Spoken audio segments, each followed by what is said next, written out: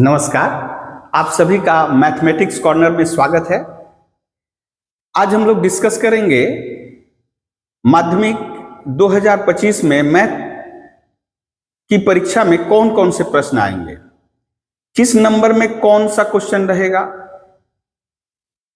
इसके लिए हम लोग कुछ 10 इयर्स क्वेश्चन करेंगे और यदि आप चाहते हैं कि हम माध्यमिक परीक्षा में अच्छा स्कोर कर सके, आउट ऑफ 90 यदि 80 प्लस पाएं, तो उसके लिए आपको 10 इयर्स क्वेश्चन करना ही होगा।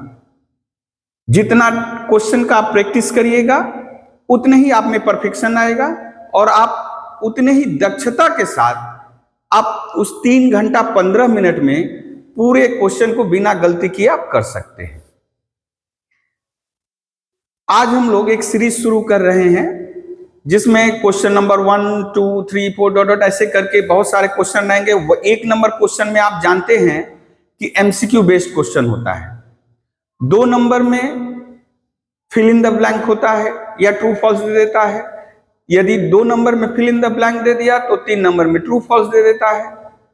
1, 2, 3 एक मार्क्स का रहेगा और जो क्वेश्चन नंबर 4 है वो 2 मार्क्स का रहेगा। कुल 12 क्वेश्चन रहेंगे, वहां से 10 क्वेश्चन आपको करना है। और क्वेश्चन नंबर जो 5 है वहां 2 क्वेश्चन दिए रहेंगे अरिथमेटिक्स के, आपको 1 करना है। तो वो हम लोग बाद में जानेंगे। पहले हम लोग शॉर्ट क्वेश्चन, जो शॉर्ट क्वेश्चन है एमसीक्यू बेस्ड, पिछले 10 सालों के हम लोग उठाकर क्वेश्चन करेंगे। फिर उसके बाद हम लोग क्रमवार में 2 नंबर, 3 नंबर, 4 नंबर, 5 नंबर करेंगे। तो आपसे अनुरोध है कि अंत तक इस वीडियो को जरूर देखें, पेपर पेंसिल हाथ में रखें, मेरे साथ भी करें। प्रैक्टिस जितना आप करिएगा उतना ही बढ़िया है, आप उतने ही 80 प्लस की तरफ अग्रसर होइएगा। चलिए हम लोग शुरू करते हैं 2023 के क्वेश्चन पेपर से। 2023 का क्वेश्चन पेपर लेते हैं। एमसीक्यू में क्या क्या पूछा गया, यानी 1 नंबर का। हाँ, क्वेश्चन देखते हैं। 3 मित्र ए, बी एवं सी क्रमशः x, 2x एवं y रुपए मूलधन लगाकर व्यवसाय शुरू किया। अवधि समाप्त होने पर z रुपया लाभ हुआ है, तो ए का लाभांश कितना होगा। एक्चुअली ये एमसीक्यू है, बहुत क्वेश्चन लिखना पड़ेगा, तो समय को थोड़ा खर्च कम करने के लिए हम केवल क्वेश्चन लिख दिए हैं, आंसर हम लोग निकालते हैं। अब वैसे आपका 4 ऑप्शन दिया रहेगा, उसमें से चुनना होगा। तो देखिए कैसे करेंगे। 3 मित्र, तीनों के मूलधन का अनुपात यानी लाभ किसमें बढ़ता है बेटा?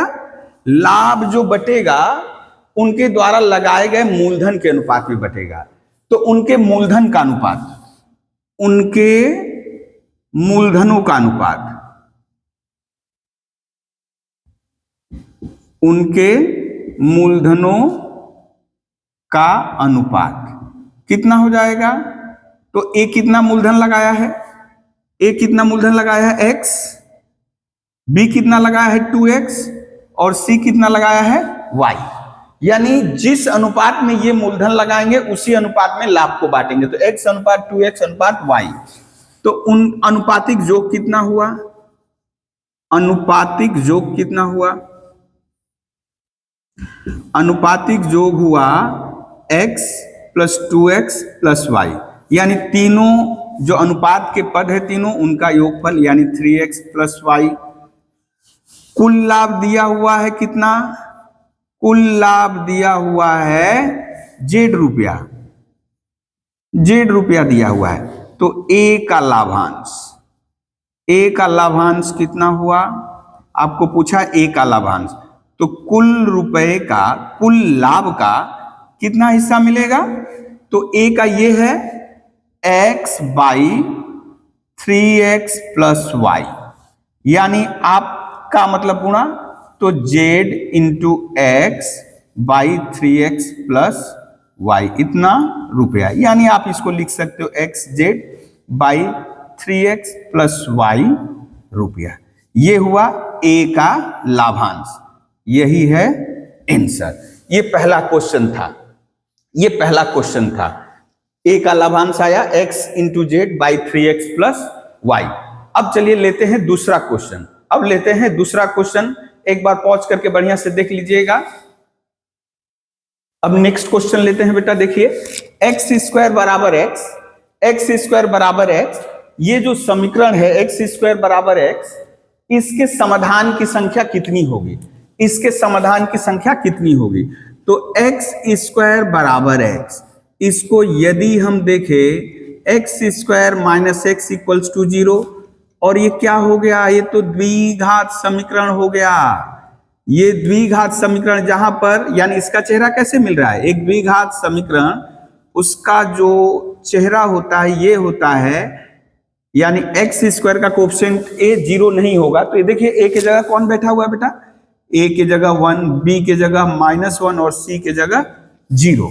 सी के जगह, तो द्विघात समीकरण है, तो द्विघात समीकरण के ऑलवेज दो समाधान निकलेंगे, दो मूल निकलेंगे, दो हल निकलेगा, दो बीज निकलेंगे, दो मूल निकलेंगे, ठीक है। एक दो सभी एक ही चीज है। तो एक द्विघात समीकरण के मूलों की संख्या, समाधान की संख्या, समाधान बोलो, हल बोलो, मूल बोलो, बीज बोलो, बात एक ही है। तो समाधान की संख्या कितनी होगी, द्विघात समीकरण है तो 2। यदि आपसे पूछ रहा है कौन कौन, यदि आपसे पूछ रहा है कौन कौन, तो आप यहां से आइए, एक्स स्क्वायर माइनस एक्स बराबर 0, एक्स कॉमन ले लिए, एक्स माइनस 1 बराबर 0। आइदर या तो ये x 0 है या ये x माइनस 1 0 है।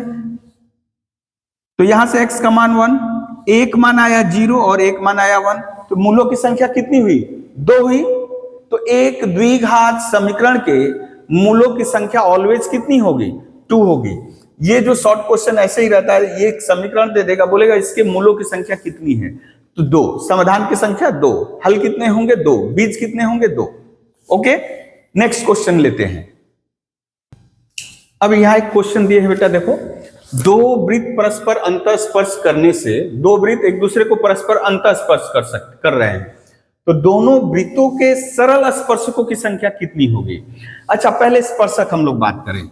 स्पर्शक, यदि कोई वृत्त है तो एक ऐसा लाइन जो उसको स्पर्श करते हुए जाए, ये स्पर्शक हुआ। ये लाइन क्या कहलाएगा, स्पर्श करते हुआ, ऐसे काट कर नहीं, स्पर्श करते हुए जाए, तो इस लाइन को हम लोग कहेंगे स्पर्शक, इसी लाइन को हम लोग कहेंगे स्पर्शक। यानी इस सर्कल और इस स्पर्शक के बीच में केवल एक पॉइंट कॉमन होगा, केवल एक पॉइंट। और ये ऐसे यहां लग रहा है बहुत सारे पॉइंट कॉमन है, नहीं, यहां केवल एक पॉइंट कॉमन, इसको कहते हैं पॉइंट ऑफ कांटेक्ट, यानी स्पर्श बिंदु। तो यहां बात कर रहा है दो वृत्त, दो वृत्त। अब दो वृत्त यदि ले, यदि दो वृत्त ले, अच्छा इसको रहने दे, दो वृत्त अब कैसे ले सकते हैं, दो वृत्त, एक वृत्त यहां ले ले, ठीक है, एक दूसरे को स्पर्श नहीं कर रहा है, तो इनके स्पर्शक कैसे खींच सकते हैं, इनके स्पर्शक हम खींच सकते हैं ऐसे, यानी इसको कहते हैं उभयनिष्ठ स्पर्शक, उभयनिष्ठ स्पर्शक, कॉमन टेंजेंट, कॉमन टेंजेंट। और एक ये भी है, एक स्पर्शक ये भी है कॉमन टेंजेंट, ये भी है, ये भी है उभयनिष्ठ स्पर्शक। लेकिन इस स्पर्शक को हम लोग कहेंगे, ये जो इधर खींचे हैं ये, इसको कहेंगे सरल उभयनिष्ठ स्पर्शक, सरल उभयनिष्ठ स्पर्शक। और इसको कहेंगे तिर्यक स्पर्शक। ये सरल नहीं है, सिंपल नहीं है, तिर्यक उभयनिष्ठ स्पर्शक, ठीक है। तो यहां बात कर रहा है जो सरल स्पर्शक बोल रहा है, यानी कॉमन टेंजेंट, यानी वो सिंपल इस टाइप का होगा। तो अब यदि आपको बोले कि दो वृत्त एक दूसरे को स्पर्श नहीं कर रहे हैं, तो कितने टेंजेंट दोनों के कॉमन खींचे जा सकते हैं, तो एक ये, एक ये, एक ये, एक ये, कुल चार कॉमन टेंजेंट खींचे जा सकते हैं, जिसमें दो आपका सिंपल होगा और दो ट्रांसवर्सल होगा।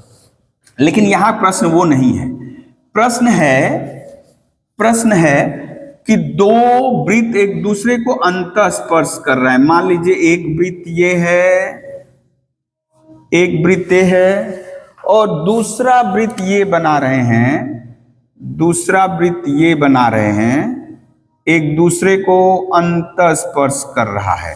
थोड़ा इसको छोटा कर दें, हाँ थोड़ा पिक्चर, ये दोनों वृत्त एक दूसरे को आप देख रहे हो अंतस्पर्श कर रहे हैं। कहां अंतस्पर्श कर रहे हैं? इस बिंदु पे, इस बिंदु पे, ठीक है। यानी ये जो काला वाला ड्रॉ किए हैं, ये जो ब्लू वाला ड्रॉ किए हैं, एक दूसरे को अंतस्पर्श कर रहे हैं। यदि यही वाला ऐसे कर देते, यानी इधर बना देते, तो बहिस्पर्श कहलाता है। तो अब प्रश्न है कि वही सरल उभयनिष्ठ स्पर्शक, यानी common tangent, simple common tangent, तो केवल यहीं पे ना होगा जी, केवल एक मिलेगा, केवल और केवल एक कॉमन टेंजेंट मिलेगा। बोला है ना स्पर्शकों की संख्या कितनी होगी? केवल एक, केवल एक। यदि अंतस्पर्श करेगा तो केवल एक आएगा। आपका केवल आंसर होगा क्या? 1। इसका आंसर क्या होगा? 1।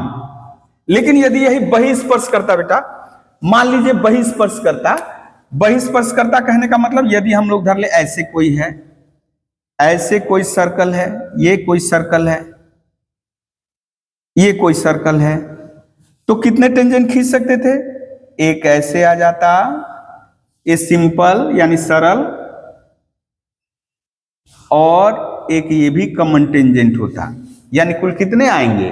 3 आएंगे। कुल कितने आएंगे? 3 आएंगे। तो खैर हमारा जो क्वेश्चन यहां है, दो वृत्त परस्पर अंतस्पर्श करें तो दोनों वृत्तों के सरल स्पर्शकों की संख्या कितनी होगी? कितनी होगी? 1 होगी। कितनी होगी? 1 होगी। अब चलिए नेक्स्ट क्वेश्चन करते हैं। नेक्स्ट क्वेश्चन वहां लिखा हुआ है, नेक्स्ट क्वेश्चन लिखा हुआ है, नेक्स्ट क्वेश्चन लिखा हुआ है, थीटा के किस मान के लिए 5 + 4 sin थीटा का बृहत्तम मान होगा? यानी थीटा का मान, थीटा के किसी मान के लिए, कोई भी मान, यानी इसका बृहत्तम मान, सीधा हिसाब यदि बोले 5 + 4 sin थीटा का बृहत्तम मान क्या होगा? 5 + 4 sin थीटा का बृहत्तम मान। अच्छा, बृहत्तम यानी सबसे बड़ा मान, सबसे बड़ा। तो ये तो कांस्टेंट है, ये बदलने वाला नहीं है। 4 कांस्टेंट है, बदलने वाला नहीं है। साइन थीटा यही बदल सकता है, थीटा का अलग अलग मान के लिए अलग अलग देगा। अब थोड़ा गौर करें, साइन थीटा जब थीटा का मान 90 हो जाए बेटा, π/2, या इसकी जगह 90 डिग्री सोचो, तो कितना आ जाता है बेटा? साइन 90 डिग्री 1 होता है। यानी साइन थीटा का मैक्सिमम वैल्यू कितना होता है? 1। साइन थीटा का मैक्सिमम वैल्यू कितना होता है? 1। तो ये तो दोनों पॉजिटिव हैं। और यदि हम कर ले कि यदि ये मैक्सिमम होगा, साइन थीटा यदि मैक्सिमम होगा तो ये भी मैक्सिमम होगा। यदि साइन थीटा सबसे बड़ा होगा तो ये टोटल सबसे बड़ा। अब तो साइन थीटा इसको क्रॉस नहीं कर सकता, यही मैक्सिमम होता है।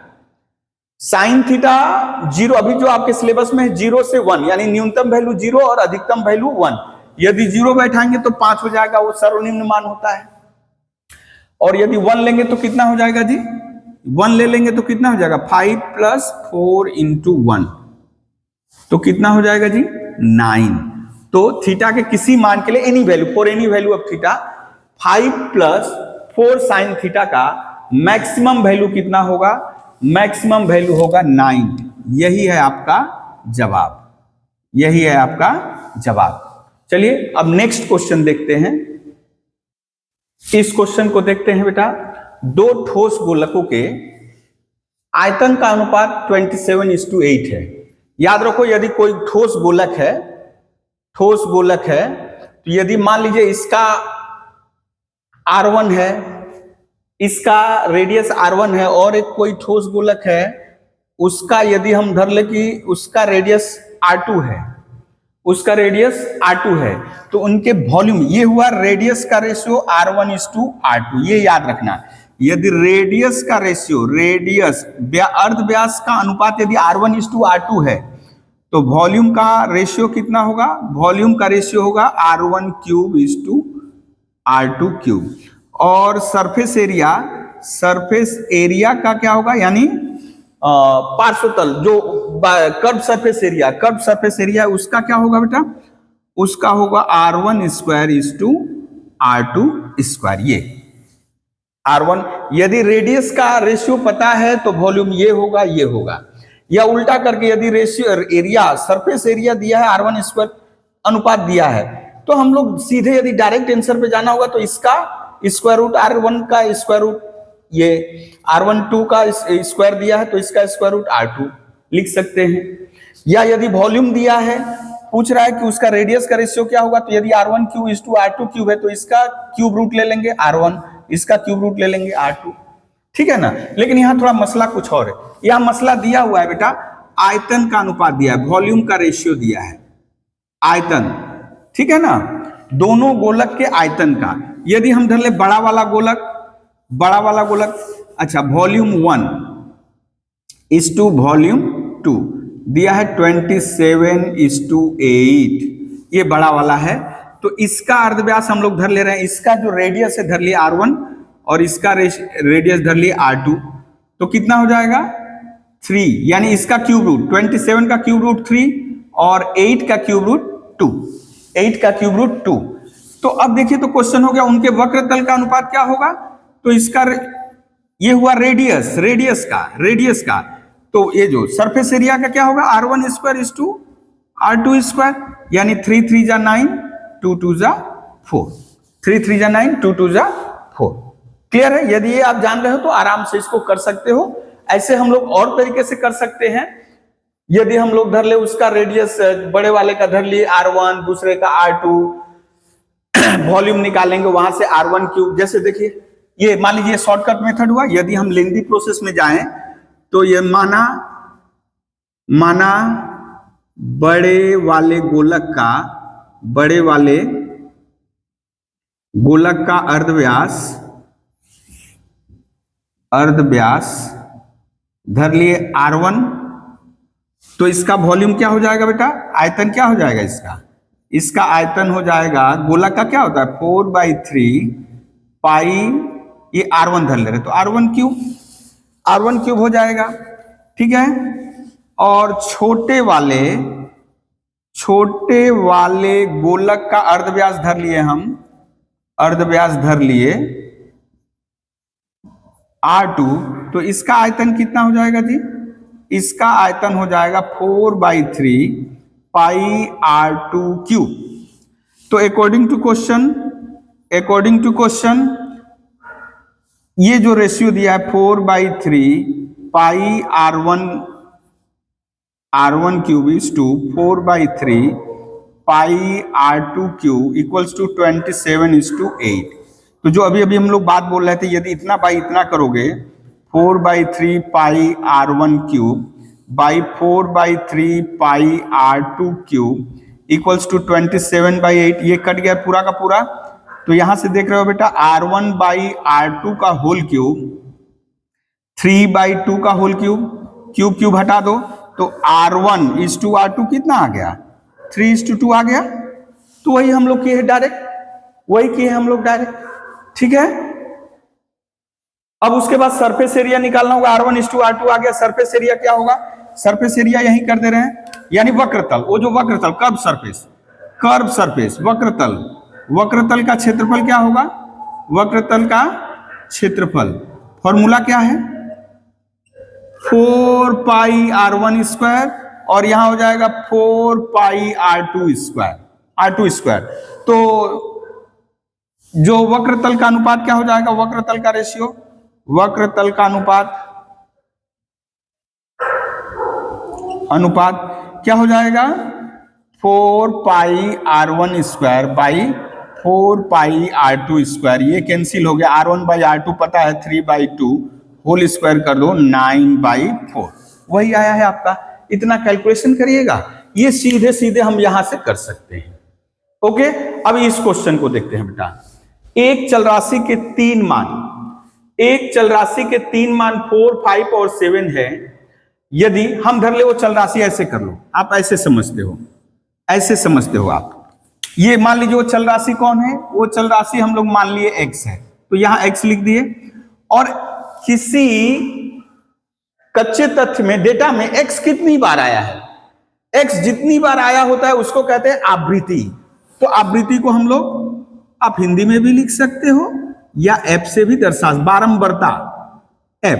x जब 4 है, x 4 है, 5 है, 7 है, 4 कितनी बार आया है बेटा, p-2 बार आया है, लिखा है ना। उनकी आवृत्ति p-2, 5 की आवृत्ति p+1, 7 की आवृत्ति P-1, तो कुल आवृत्ति, ये है कुल आवृत्ति, जोड़ दो तो 3P, P 3P, और ये +1 -1 घट गया -2, 3P -2। अभी यहां आपको माध्य निकालने के लिए बताया गया होगा x इंटू एफ 4, ये मल्टीप्लाई करो, 4P -8, 5P + 5, 7P -7। देखिए तो टोटल कितना हो गया बेटा, ये है, ये जो सिंबल लिख रहे हैं यानी टोटल XP को जोड़ो, ये बोल रहा है सभी जितना XP का मान, XF का मान है, सबको जोड़ो, जोड़ रहे हैं। 5 4 9 7 16P। अब बेटा ये 8 7 15 में से 5 घट गया 10। अब माध्य का फॉर्मूला क्या है बेटा, माध्य का फॉर्मूला है summation XF by summation F, यानी 16P -10 by 3P -2। 16P -10 by 3P -2। अब आप जान रहे हो, देखिए दिया हुआ है according to question 16P -10 3P, कहोगे कि ये तो बड़ा फजीहत है, 1 नंबर का क्वेश्चन है, इतना करा दिया, तो आप ये समझिए कि आपको फोकट का नंबर थोड़ा देगा। ये दशमलव हटा दीजिए, डेसिमल को हटा दे यदि, तो यहाँ डेसिमल के लिए 1 और डेसिमल के बाद जितना अंक उतना 0। अब मल्टीप्लाई कर दो बेटा, मल्टीप्लाई कर दो तो 160P, क्रॉस मल्टीप्लीकेशन 100, ओके, 3 4 जा 12, 3 चौका 12, 3 5 15, 1 16, माइनस 2 चौका 8, 2 5 10। अच्छा देखिए कितना हो गया, मान लीजिए इसको इधर लाएं, 162 - 160P और 108 इधर ला दिए, पूरे लेफ्ट को राइट, राइट को लेफ्ट कर दिए, तो 2P बराबर 8, P बराबर 4। P बराबर कितना है बेटा, P बराबर 4। यही आपका आंसर है, यही आपका, यहां पर आंसर था 9:4 और यहां आंसर है P = 4। ये माध्य करने के लिए हम लोग ऐसे करते हैं, x दी a 4 5 7 वैल्यू ले रहा है, 4 कितनी बार आया है, P -2 बार, 5 कितनी बार आया है, P +1 बार, 7 कितनी बार आया है, P आवृत्ति मतलब कितनी बार आया है, तो 4 को P -2 बार जोड़ो या 4 P -2 में गुणा कर दो, वही कर दिए हम लोग, ये गुणा कर, यानी गुणा करना होता है, सबको जोड़ देंगे और इसको इससे भाग देंगे तो माध्य निकलेगा, माध्य निकलेगा। अब लेकिन माध्य तो दिया है 5.4 यानी पॉइंट हटा दे तो 54/10, उसके बाद क्रॉस मल्टीप्लीकेशन करो, आपको आ गया। चलिए नेक्स्ट, ये तो 6 क्वेश्चन हो गए, 6 क्वेश्चन हो गए 2023 के। अब हम लोग 2022 के क्वेश्चन लेते हैं। अब इन क्वेश्चनों को देखते हैं, पहले इस क्वेश्चन को लेते हैं जो 2022 में पहला क्वेश्चन एमसीक्यू का पूछा गया है। एक गांव की वर्तमान जनसंख्या P एवं प्रति वर्ष जनसंख्या वृद्धि दर 2% होने से n वर्ष बाद जनसंख्या कितनी होगी। ठीक है, तो आप लोग जो फॉर्मूला चक्रवृद्धि ब्याज दर में पढ़े थे, समूल चक्रवृद्धि का फॉर्मूला क्या पढ़े थे, n वर्ष बाद जनसंख्या, n वर्ष बाद जनसंख्या हम लिख रहे हैं अभी फिलहाल। मान लीजिए इसको ऐसा समझिए, फॉर्मूला भी लिख रहे हैं कि मान लीजिए कोई P रुपया जमा किया, ब्याज दर है R%, ब्याज दर है R%, हम कैपिटल R कर दे रहे हैं इसको, कैपिटल R, और n वर्ष के लिए किया है, ये चक्रवृद्धि ब्याज। तो आपका फॉर्मूला क्या है, P × 1 + R/100⁴n। यही फॉर्मूला था कि P रुपया यदि आज के डेट में जमा करेंगे, यदि वार्षिक चक्रवृद्धि ब्याज दर आपका R है, वार्षिक चक्रवृद्धि ब्याज दर यदि R है तो n वर्ष बाद कितना हमें मिलेगा, तो P × 1 + R/100⁴n। लेकिन अभी मसला कुछ और है, P यानी वो जो मूलधन है उसको समझिए, वर्तमान जनसंख्या। P क्या है बेटा, P ये समझिए, P ये है, यानी कैपिटल P, ये रखे कैपिटल P 1 + R की जगह कौन है, ये है वृद्धि दर 2R/100 और n के जगह n है।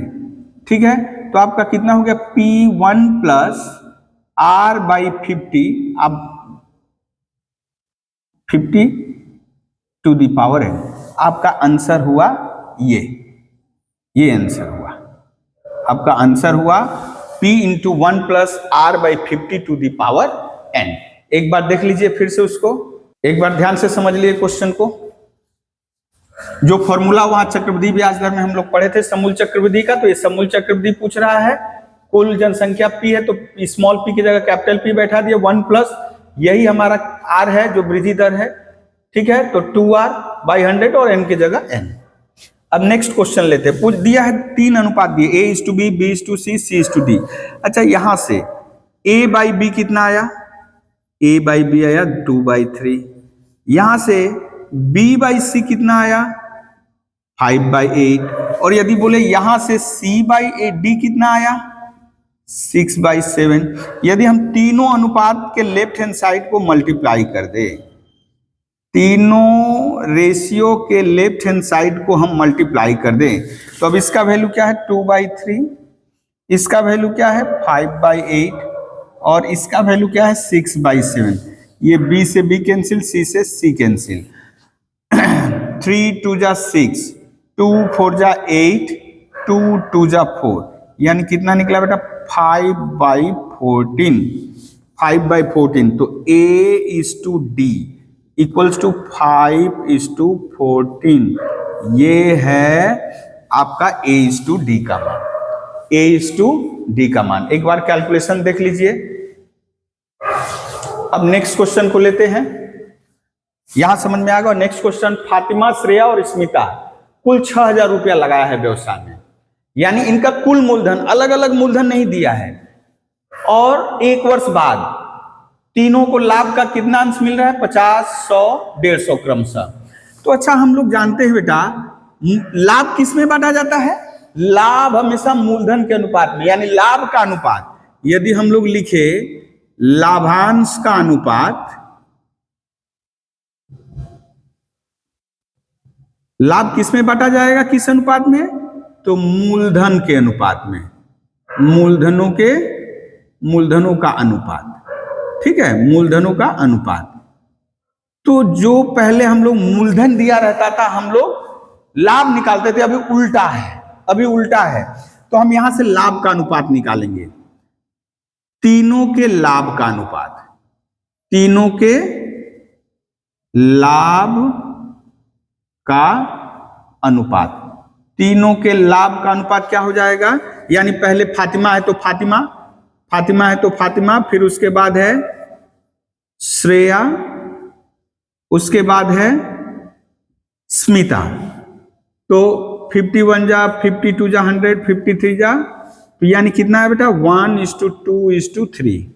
अब यदि हम लोग अनुपातिक योग लिखें, अनुपातिक योग यानी अनुपातिक पदों का योग कितना आ जाएगा 1 + 2 + 3, यानी कितना आ गया बेटा 6। तो पूछा है स्मिता का कुल लाभ की जगह कुल मूलधन कितना दिया है, कुल मूलधन दिया है 6,000, जैसे लाभ के लिए करते थे। अब यहां इन 6,000 में, इस 6,000 में स्मिता का हिस्सा कितना है, इस 6,000 में तो जैसे लाभ होगा उसी के अनुपात में। तो स्मिता का मूलधन, स्मिता का निवेशित मूलधन कितना मूलधन वो निवेश की थी। तो देखिए बेटा, कुल मूलधन, कुल उन्होंने मिल करके निवेश किया इतना, इस रुपए का कितना बेटा, ये वाला स्मिता के लिए है 3/6, 3 1 जा 3 2 जा और 2 3 जा, यानी स्मिता का नियोजित जो निवेशित मूलधन कितना है, स्मिता ने कुल 3,000 रुपया, कुल 3,000 रुपया उसने निवेश किया था। चलिए अब नेक्स्ट क्वेश्चन देते हैं, यानी 1 2 3 क्वेश्चन हो गया है। अब बेटा इस क्वेश्चन को देखते हैं। ओ केंद्र वाले वृत्त का, यहां देखिए चौथा नंबर क्वेश्चन क्या पूछा गया है, ओ केंद्र वाले वृत्त का PQ एक व्यास है, ओ केंद्र वाले वृत्त का PQ एक व्यास है। यदि हम वृत्त ड्रॉ करें, एक वृत्त ड्रॉ करें, थोड़ा बड़ा कर कहीं ड्रॉ कर रहे हैं, ठीक है। पी क्यू व्यास है, मतलब बेटा पी क्यू सेंटर से पास करेगा, ये हमारा सेंटर है पी क्यू, यानी ये उसका सेंटर है, ये हम धर लिए, ये है पी और ये है क्यू, एक व्यास है। आर वृत्त पर स्थित कोई बिंदु है, आर यहां कोई बिंदु है, बोला आर वृत्त पर स्थित एक बिंदु है, एवं पी आर बराबर आर क्यू, थोड़ा इधर ले रहे हैं, पी आर बराबर आर क्यू, ये और ये बराबर है। अच्छा, सबसे पहली बात, ये व्यास है और ये, यानी कि इस चाप द्वारा शेष परिधि पे बनने वाला कोण ये कितने का होगा? हम लोग जानते हैं अर्धवृत्त, ये अर्धवृत्त हुआ, अर्धवृत्त पर बना कोण 90 डिग्री का होता है, यानी ये 90 डिग्री हो गया। और ये दोनों भुजाएं बराबर हैं, तो ये समकोण समद्विबाहु त्रिभुज हो गया। तो ये बोलो इन दोनों का योगफल, यानी ये कोण इस कोण के बराबर होगा, ये कोण इस कोण के बराबर होगा, यानी ये भी 45 डिग्री, ये भी 45 डिग्री। अब देखिए क्या पूछा है, आरपीक्यू, यानी ये कितना होगा? 45 डिग्री, 45 डिग्री। समकोण समद्विबाहु त्रिभुज के ये कोण तो 90 होगा, ये दोनों कोण क्या होंगे? 45 डिग्री होगा, क्योंकि ये दोनों भुजा बराबर है, तो बराबर भुजाएं तीसरी भुजा के साथ बराबर कोण बनाती हैं। तो ये 90 है, तो इन दोनों का योगफल 90। अब दोनों का योगफल 90 और दोनों बराबर है, तो प्रत्येक 45 डिग्री होगा, या x मान लो x प्लस x 2x बराबर 90, तो x बराबर 45 डिग्री। ओके, तो आपका आंसर हुआ आरपीक्यू बराबर 45 डिग्री। अब बात करते हैं इस क्वेश्चन की, दो वृत्त परस्पर एक दूसरे, अभी कुछ देर पहले जो 2023 वाले क्वेश्चन में हम लोग पाए थे, वहां अंतःस्पर्श कर रहे थे, यहां बहिर्स्पर्श कर रहे हैं, सॉरी बहिर्स्पर्श भी, स्पर्श नहीं कर रहे हैं, नहीं काट रहे हैं। यानी न तो ऐसा है, इसको इरेज कर दे रहे हैं, अभी इसको इरेज कर दे रहे हैं, यानी अब ऐसे सोचिए, इस क्वेश्चन को भी मिटा दें, नहीं तो आप सोचिएगा उसका हल यहां है, इस क्वेश्चन को भी मिटा दे रहे हैं। तो यदि अब हम देखें, कोई एक वृत्त है जो इसको स्पर्श ही नहीं कर रहा है, ये वृत्त कर दिए, स्पर्श करता तो या तो ऐसे रहता या तो ऐसे भीतर रहता, और काटता मतलब या तो ऐसे रहता, काटता तो ऐसे रहता। तो यदि काटता तो कितने इसके स्पर्शक आते? एक ये स्पर्शक और एक ये स्पर्शक, दो ही आता है। लेकिन यहां न तो काट रहा है न तो स्पर्श कर रहा है, न तो काट रहा है न तो स्पर्श कर रहा है। तो ख्याल है जो इसके पहले वाले सवाल में हम लोग किए थे, जो 2023 में पूछा गया था, उसमें आपको बताए थे, एक ऐसे खींचा जाएगा बेटा, एक ऐसे खींचा जाएगा, ये दो हो गए, और एक जो है एक ऐसे, यानी ये भी कॉमन टेंजेंट, ये भी कॉमन टेंजेंट, यानी कुल कितने हो गए? 4। तो इसका जवाब क्या है बेटा? कुल स्पर्शकों की संख्या कितनी होगी? 4 होगी। यदि काटता तो उसके कॉमन टेंजेंटों की संख्या 2 होती, ठीक है। 2r इकाई लंबाई के, अब यहां देखते हैं, 2r इकाई लंबाई के अर्धव्यास वाले गोलक का आयतन होगा। अच्छा, गोलक का आयतन क्या होता है? गोलक का आयतन होता है 4/3 pi r cube, 4/3 pi r cube. ये मान लीजिए उस गोलक का अर्धव्यास है, तो यहां अर्धव्यास कितना है? 2r है, अर्धव्यास कितना है? 2r है, तो इसकी जगह हम बैठा लिए हैं 2r होल क्यूब, यानी कितना हो गया? 4/3 पाई 8r क्यूब, 8r क्यूब। यानी आप बोल सकते हो 8 इंटू 4/3 पाई आर क्यूब, पहले जो आयतन था, हाँ बेटा पूछा था आयतन कितना होगा, तो आयतन यदि बोल रहा है तो इसको मल्टीप्लाई कर दीजिए, 32/3 पाई आर क्यूब, ये, और यहां लिख दोगे घन इकाई, ठीक है। तो जिसका रेडियस 2r इकाई है, उस गोलक का आयतन क्या होगा? 32/3 पाई आर क्यूब। यानी ये उसका कैसे हम लोगों ने निकाला, हम लोग फॉर्मूले जानते हैं 4/3 पाई आर क्यू, ये क्या है उस गोलक का अर्धव्यास है, अर्धव्यास लेकिन दिया है 2r, तो r की जगह 2r बैठा दिए, तो 2 का होल क्यूब 8, r का होल क्यूब r क्यूब, 8 4 जा 32/3 पाई आर क्यूब। ठीक है, ये कुल 6 क्वेश्चन हुए 2022 के। अब हम लोग उसके पहले यानी 2021 में संभवतः क्वेश्चन यानी कि कोविड की वजह से परीक्षा नहीं हुई थी, तो हम लोग 2020 के क्वेश्चन पेपर ले रहे हैं। अब इस क्वेश्चन को देखो बेटा, कोई मूलधन 10 वर्षों में दोगुना होने से, कोई मूलधन जो है 10 वर्ष में दोगुना हो गया। मान लीजिए वो मूलधन कितना है, मान लिए वो मूलधन कितना है, माना मूलधन कितना है x है, तो समय 10 वर्ष, मूलधन दोगुना हो गया, मतलब मिश्रधन 10 वर्ष में मिश्रधन कितना हो गया, मिश्रधन हो गया 2x, दो गुना उसका।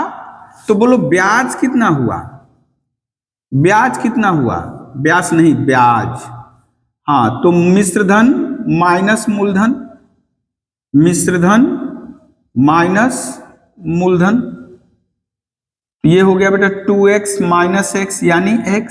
अब आप क्या जानते हो बेटा, यदि मूलधन को हम p से डिनोट करें, समय को t से डिनोट करें, ब्याज को i से डिनोट करें, और हमको पूछा है ब्याज दर, तो r का फॉर्मूला क्या है बेटा, i into 100 by p into t, i interest x into 100 by p x, t 10, x cancel यानी 10, यानी वार्षिक ब्याज दर कितना हुआ बेटा, वार्षिक ब्याज दर आया, वार्षिक ब्याज दर आया 10%, 10%।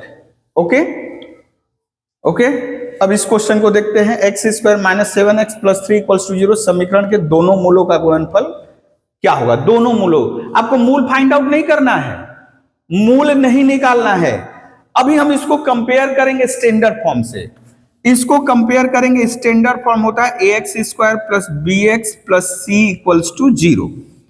तो a की जगह कौन बैठा है बेटा, कंपेयर करो, a की जगह कौन बैठा है 1, b की जगह कौन बैठा हुआ है -7, c की जगह कौन बैठा हुआ है 3। तो अब दोनों मूलों का गुणनफल, दोनों यदि योगफल पूछता, दोनों मूलों का योगफल यदि पूछता, योगफल, तो आप बोलते -b/a, -b/a, यदि ये पूछता तब करते -7/1 यानी +7।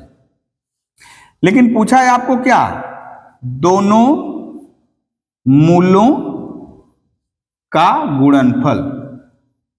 इसका फॉर्मूला है बेटा ये c/a, इसका फॉर्मूला है c/a, c/a।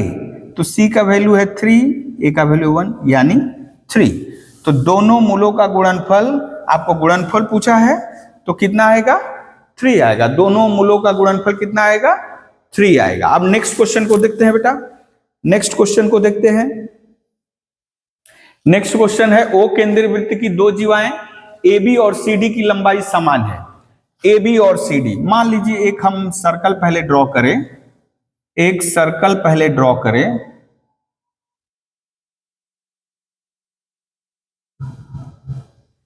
ये सर्कल ड्रॉ कर दिए। अब इसके दो जो कॉर्ड हैं, दो जीवाएं, कौन कौन सी, एक जीवा ये ले लिए, ये ले लिए AB, और इतनी ही लंबी समान लेनी है, इतनी ही लंबी ले लिए इधर CD। अब ये है सेंटर बेटा, ये है सेंटर। तो ये जो आर्क है, ये सेंटर पे कितना एंगल बना रहा है, इस सेंटर पे बोल रहा है AO, ये सेंटर O है, सेंटर O है, कितना डिग्री का एंगल बना रहा है 60 डिग्री। अच्छा, ये बराबर ये। अब यदि हम लोग गौर करें बेटा, गौर करें इस ट्रायंगल और इस ट्रायंगल में, ये साइड इसके बराबर है और ये तो एक ही वृत्त के अर्धव्यास है, ये बराबर ये और ये बराबर ये, तो दोनों कैसे ट्रेंगल हो गए, दोनों कैसे ट्रेंगल हो गए, दोनों सर्वांगसम हो गए, सर्वांगसम त्रिभुज हो गया। और सर्वांगसम त्रिभुज की परस्पर कोण बराबर होते हैं, यानी इसके सामने 60 डिग्री तो इसके सामने भी ये 60 डिग्री, यानी सीओडी पूछा है, सीओडी, सीओडी एंगल सीओडी का मान भी कितना होगा 60 डिग्री, एंगल सीओडी का मान भी कितना होगा 60 डिग्री। ठीक है, बाकी नेक्स्ट क्वेश्चन लेते हैं। इन क्वेश्चनों को देखते हैं बेटा।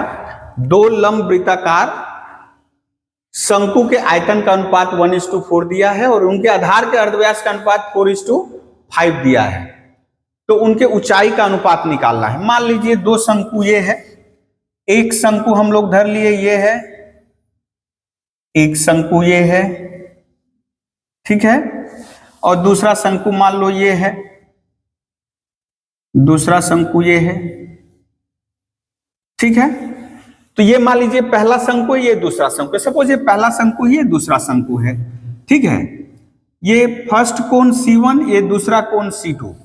अब इनके वॉल्यूम, वॉल्यूम का अनुपात, अच्छा वॉल्यूम कैसे निकाल पाएंगे बेटा, मान लीजिए H1 है, इसका हाइट H1 है, इसका हाइट H2 है, इसका हाइट H1, इसका हाइट H2, पहले वाले शंकु का हाइट H1, इसका हाइट H2, इसका जो रेडियस है हम धर लिए R1 और यहां धर लिए ये R2, इसका रेडियस जो अर्धव्यास है R1 धर लिए, R2 धर लिए, तो ये पहले V फॉर वॉल्यूम आयतन, पहले वाले कोण का आयतन कितना हो जाएगा बेटा 1/3 pi R1 square into H1, और इसका वॉल्यूम क्या हो जाएगा 1/3 pi R2 square into H2।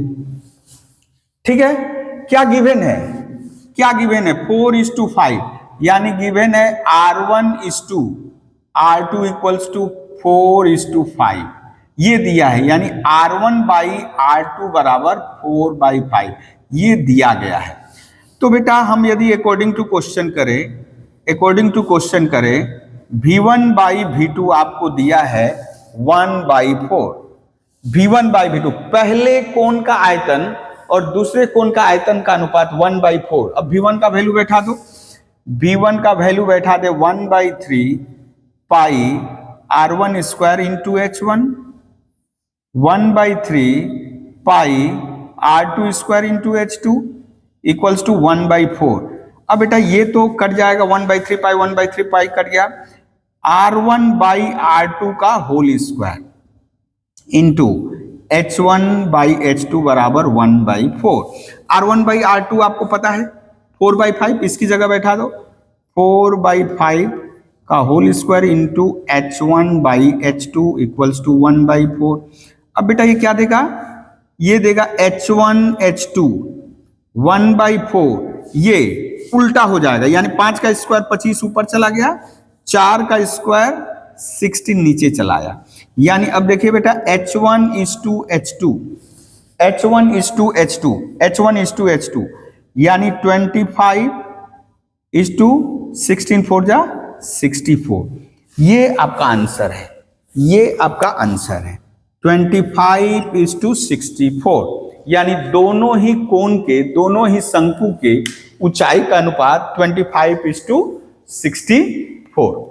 Okay, अब नेक्स्ट क्वेश्चन को देखते हैं बेटा। यदि sine theta minus cos theta, ओ यहां कुछ मिसिंग है, क्वेश्चन में मिसिंग है, यहां इक्वल्स टू 0 दिया है बेटा, यहां इक्वल्स टू 0 दिया है, 0 यहां 0 दिया, और थीटा का मान 90 से 0 डिग्री के बीच में। अच्छा,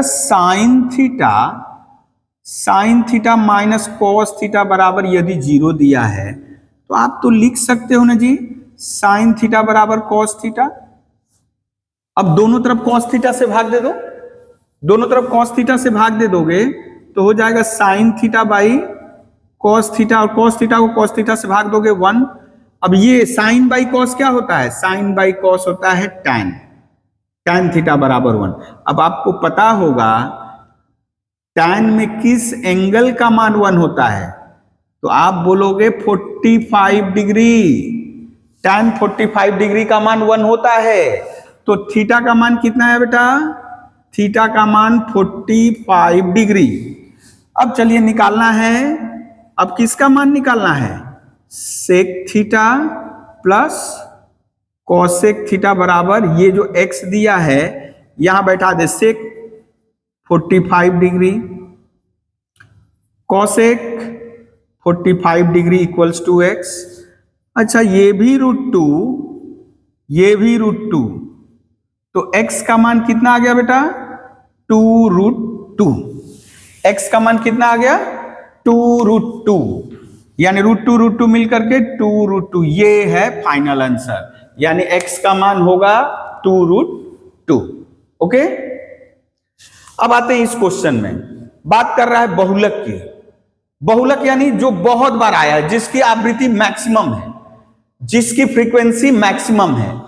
तो देखा जाए बेटा एक कितनी बार आया है, एक तो केवल एक बार आया है, ये वेरिएट है, x जो मान ले रहा है, ये फ्रीक्वेंसी 1 बार आया, 2 बेटा 1 2 बार आया है, 3 कितनी बार आया है देखा जाए 1 2 3 2 बार आया है, इसके बाद 8 1 2 3 4 8 कितनी बार आया है 4 बार आया है, 10 एक बार आया है, देख लीजिए 1 2 3 4 5 6 7 8 9 10 2 1 3 2 5 4 9 1 10।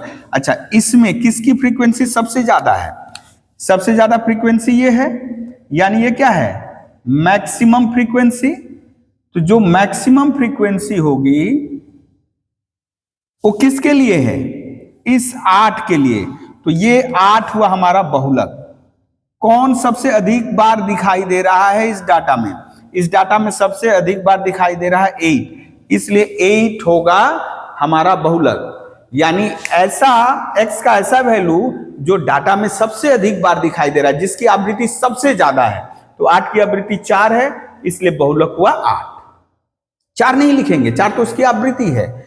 ठीक है, अब नेक्स्ट ईयर की क्वेश्चन को देखते हैं, यानी अभी तक हम लोग 2020 कर चुके हैं, अब बारी है 2019 की। अब देखिए कुछ मजेदार क्वेश्चन है। किसी साझा व्यवसाय में यानी पार्टनरशिप वाला हो रहा है, में 2 मित्रों के लाभांश का अनुपात दिया गया है और मूलधन का अनुपात पूछ रहा है। तो हम लोग 2023 में ऐसा किए थे कि लाभ का अनुपात दिया था, मूलधन का अनुपात 2023 में 2022 वाले में किए थे, श्रेया फातिमा सवाई थी। तो यहां पर भी उसी तरह लाभ का अनुपात यानी मूलधन का अनुपात, यदि हम बोले बेटा मूलधन का अनुपात किसके बराबर होगा, मूलधन का अनुपात उनके लाभ के अनुपात के बराबर होगा, यानी लाभ का अनुपात। और लाभ का अनुपात कितना है, लाभ का अनुपात दिया है 1/2:1/3। तो आपके यदि ऑप्शन में ये वाला दिया है तो इसी को बोल सकते हो, यदि ऑप्शन में नहीं दिया है ये तो इसको कर लो 1/2/1/3। तो 1/2 नीचे का भिन्न ऊपर चला गया 3/1, यानी आपका आ गया 3/2। यदि ऑप्शन में ये दिया है तो ये सही जवाब है, यदि ऑप्शन में ये दिया है तो जवाब क्या हुआ बेटा, अनुपात क्या हुआ 3:2, 3:2, ये जवाब हुआ आपका, ये आंसर है। ठीक है, ये भी आंसर हो सकते हैं, यदि जवाब में तो ये भी आंसर है, या उसको सरल कर लिए तो 3:2। अभी देखते हैं P + Q बराबर √13 दिया है, P + Q बराबर √13, P - Q बराबर √5। तो आप जानते हो PQ का फॉर्मूला जानते हो, आप PQ का फॉर्मूला क्या जानते हो, P + Q/2 इसका whole square minus P - Q/2 का होल स्क्वायर। अच्छा P + Q कितना वैल्यू दिया है, √13/2 का होल स्क्वायर, और ये दिया है √5/2 का होल स्क्वायर। अच्छा ये हो गया 13, 2 2 4, 5 4, यानी ये रूट हट जाएगा, और 2 का स्क्वायर 4, यानी हो गया 4, 13 - 5 8/4, 4 2 8, यानी कितना वैल्यू आया जी 2। आपका जो आंसर है, आपका जो जवाब है PQ का वो कितना आएगा 2 आएगा। PQ का जवाब कितना आएगा जी 2 आएगा, PQ का जवाब कितना आएगा 2 आएगा। ठीक है, एक बार कैलकुलेशन देख लीजिए आप लोग, और कहीं यदि भूल त्रुटि हो तो आप लोग जरूर कमेंट सेक्शन में लिख करके मैसेज करिए। ओके, अभी देखते हैं किसी वृत्त का केंद्र O एवं व्यास AB है। किसी वृत्त का केंद्र O एवं व्यास AB है। अच्छा, पहले वृत्त बनाया जाए, पहले वृत्त बनाया जाए। ओ, गड़बड़ हो जा रहा है।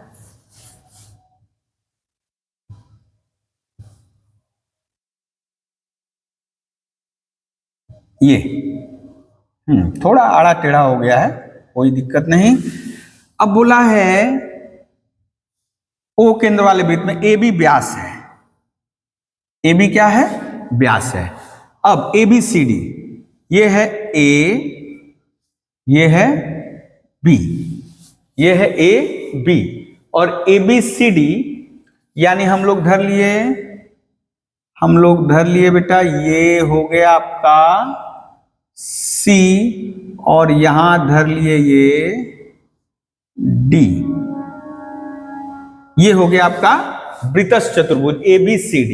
अब क्या क्या दिया है आपको? दिया है ये 65 डिग्री दिया है, ये 65 डिग्री दिया है ABC दिया है 65 degree.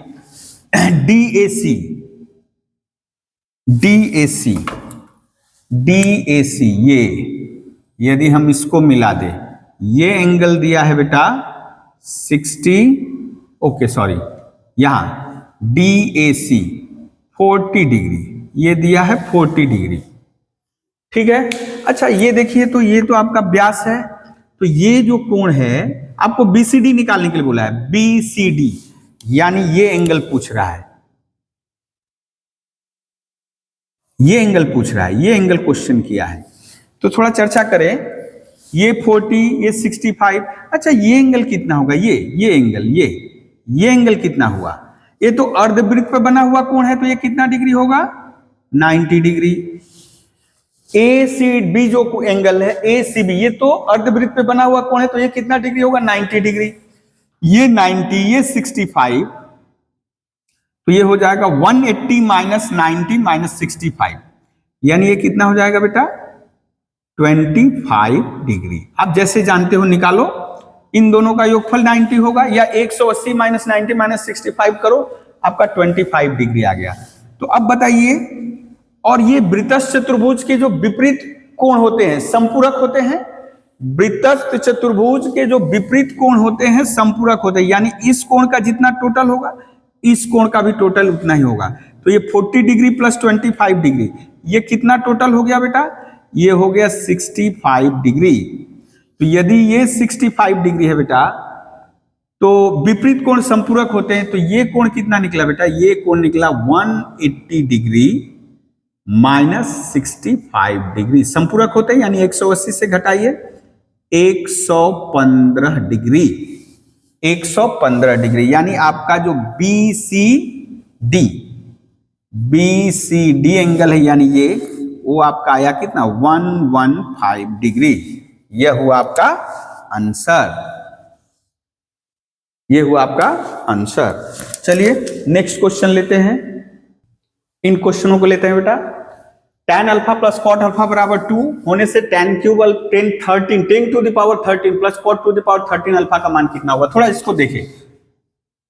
10 to the power 13 alpha plus cot to the power 13 alpha, इसको क्या लिख सकते हैं बेटा?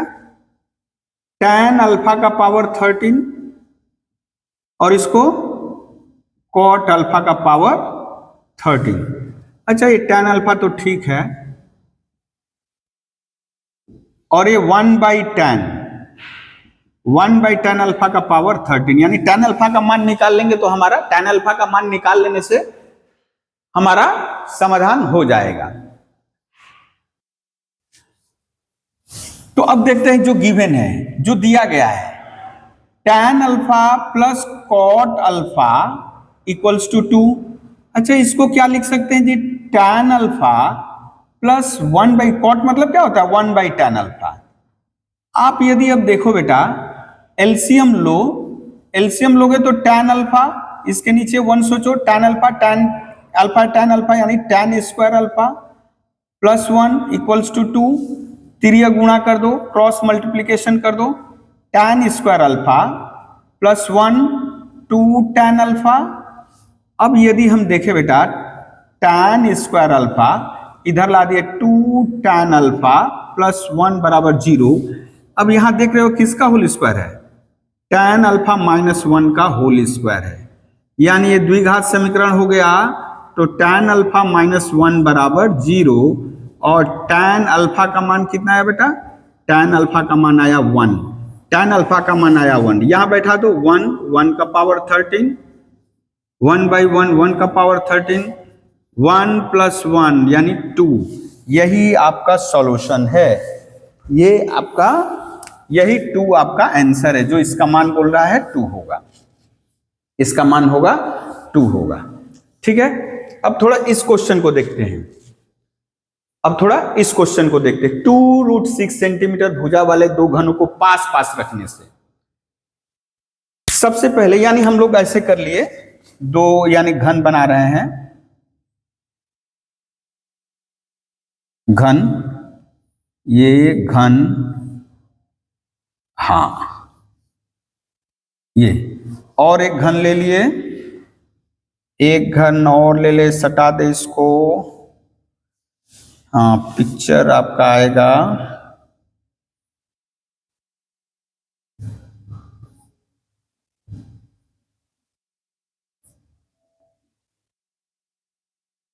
ये दो घन। अच्छा यदि हम देखें बेटा, ये जो अब आयत घन बन गया, अच्छा ये था 2√6 और ये भी है 2√6, यानी आयत घन की लंबाई कितनी हो गई, आयत घन की लंबाई ये आयत घन की लंबाई कितनी हो गई, ये हो गई 2√6 प्लस 2√6 यानी 4√6, आयत घन की लंबाई हो गई 4√6। और ये 2√6 ही रहा, ये 2√6 ही रहेगा, यानी लंबाई चौड़ाई, लंबाई 4√6, चौड़ाई 2√6, सॉरी ऊंचाई 2√6 और चौड़ाई 2√6। लंबाई बढ़ जाएगी, लंबाई बढ़ जाएगी क्योंकि दो घन जोड़ रहे हो, लेकिन उसकी चौड़ाई और ऊंचाई नहीं बढ़ेगी। यदि हम लोग धर लें, यदि एक आयत घन है, उसकी लंबाई a, चौड़ाई b और ऊंचाई c है, तो विकर्ण की लंबाई क्या होती है जी, विकर्ण की लंबाई होती है a square plus b square plus c square और इसका स्क्वायर रूट, और इकाई तो रहता ही है, इकाई या इकाई यानी सेंटीमीटर है, तो a स्क्वायर हम धर लिए 4√6 का होल स्क्वायर, लंबाई ये चौड़ाई 2√6 का होल स्क्वायर, 2√6 का होल स्क्वायर। अब देखिए बेटा कितना आ गया, ये यदि कैलकुलेट करो, यहां कैलकुलेट कर दे रहे हैं इसको, यहां कैलकुलेट कर दे रहे हैं, देखिए क्या होगा 16 यानी 96, 4 चौका 16, 16 छक्का 96, 4 छक 24, 4 छक 24, अब 48, ये हो गया 48, 9 4 144 यानी 12 सेंटीमीटर। तो इसका मतलब जो आयत घन है उसके विकर्ण की लंबाई कितनी होगी 12 सेंटीमीटर। ये यानी देख ले हम लोग 6 4 10 4 14 2 2 4 9 13 1 14, 144 का स्क्वायर रूट होता है 12 सेंटीमीटर। एक बार आप लोग भी कैलकुलेट करके देख लीजिएगा, कैलकुलेशन करके, ठीक है। अब थोड़ा इसको देखते हैं बेटा, इस क्वेश्चन को देखते हैं, आप लोग देख लीजिए इसको। अब इस क्वेश्चन को पॉज करके देख लो, x1 x2 x3 यानी बोला है औसत दिया है, यानी आपको ये x1 plus x2 plus x3 dot dot dot plus x10 total कितना है बेटा 10 है, डिवाइडेड बाई 10 इक्वल्स टू ये दिया है, औसत दिया है ना इन राशियों का, तो ये दिया है। अभी बोला इनका औसत कितना होगा, तो इनको जोड़ रहे हैं, x1 plus 4 x2 plus 4 x3 plus 4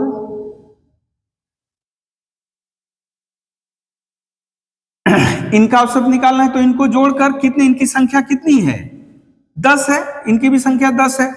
अब बेटा प्रत्येक ब्रैकेट को यदि खोले तो प्रत्येक ब्रैकेट से ये आएगा, प्रत्येक ब्रैकेट से क्या आएगा, ये x वाला आएगा, और 4 कितनी बार आएगा, प्रत्येक ब्रैकेट से 4, यानी ऐसे 10 ब्रैकेट है, 4 प्लस 4 प्लस 4 कितनी बार, कितनी बार 10 बार। ये कितनी बार आएंगे? आपको लग रहा होगा 4 बार, नहीं 10 बार। जैसे 1 2 3 4 5 6 7 8 9 10 10 बार है, तो 4 10 बार आया, 4 10 बार आया।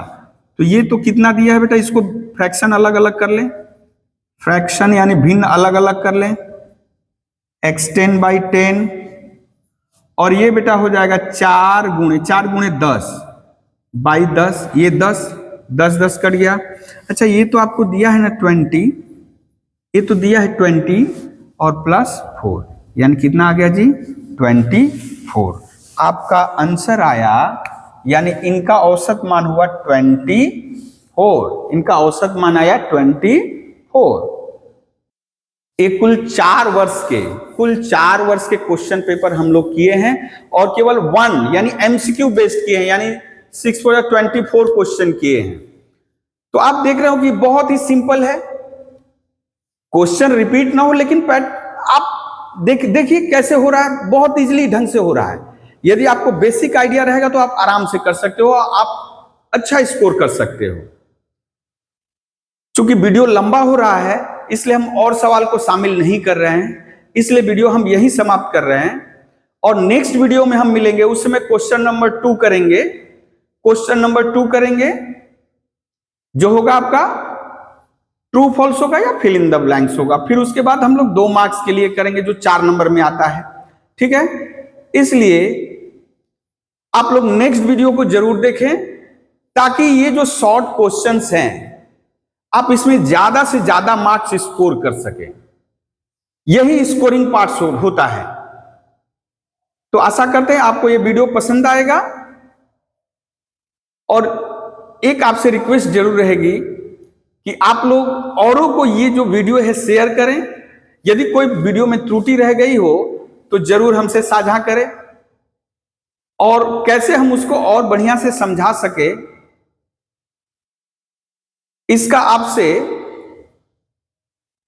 मैंने अपेक्षा करूंगा कि आप जरूर कमेंट के माध्यम से हमें बताएं कि सर ऐसे आप पढ़ाइए या इसको और सहज करके समझाइए, तो हम चेष्टा करेंगे। तो इस वीडियो को आप शेयर करें, ज्यादा से ज्यादा शेयर करें, ठीक है। नमस्कार, मिलते हैं नेक्स्ट वीडियो में।